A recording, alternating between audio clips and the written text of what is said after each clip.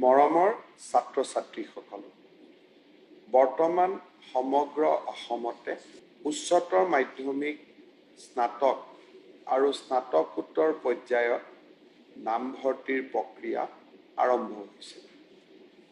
ইতিমধ্যে বহুতো মহাবিদ্যালয়ত নামভৰ্তিকৰণৰ প্ৰক্ৰিয়া সমাপ্ত হৈছে।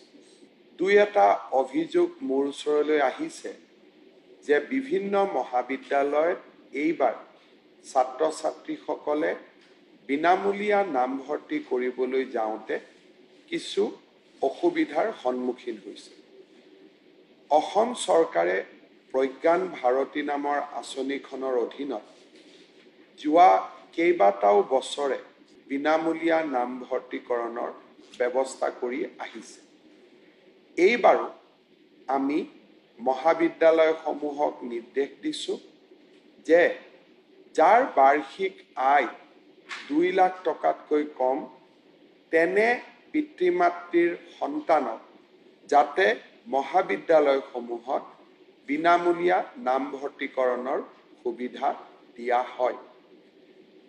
বিভিন্ন কাৰণত যদি আমি আয়ৰ প্ৰমাণপত্ৰ উলিয়াওঁতে অসুবিধা হয়, তেনেহ'লে নেশ্যনেল ফুড ছিকিউৰিটি এক্টৰ অধীনত আমি আপোনালোকৰ পৰিয়ালক দিয়া পৰিয়াল পৰিচয় পত্ৰখন মহাবিদ্যালয় কৰ্তৃপক্ষক জমা দিওঁ বা তাৰ প্ৰতিলিপি জমা দিওঁ, আমি বিনামূলীয়া নামভৰ্তিকৰণৰ সুবিধা ল'ব পাৰোঁ।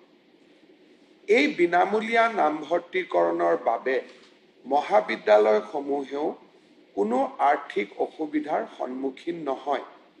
বছৰি প্ৰায় 110 কোটিৰ পৰা 150 কোটিলৈ বিনামূলীয়া নামভৰ্তিৰ মাচুল আমি মহাবিদ্যালয়সমূহক উভতাই দিওঁ। কোনোবা ছাত্ৰ-ছাত্ৰীয়ে যদি বিনামূলীয়া নামভৰ্তিকৰণ প্ৰক্ৰিয়াত অসুবিধাৰ সন্মুখীন হয়, তেনেহ'লে তেনে ছাত্ৰ-ছাত্ৰীক জিলা উপায়ুক্ত অথবা শিক্ষা বিভাগৰ লগত পোনপটীয়াকৈ যোগাযোগ কৰিবলৈ মই অনুৰোধ জনাম।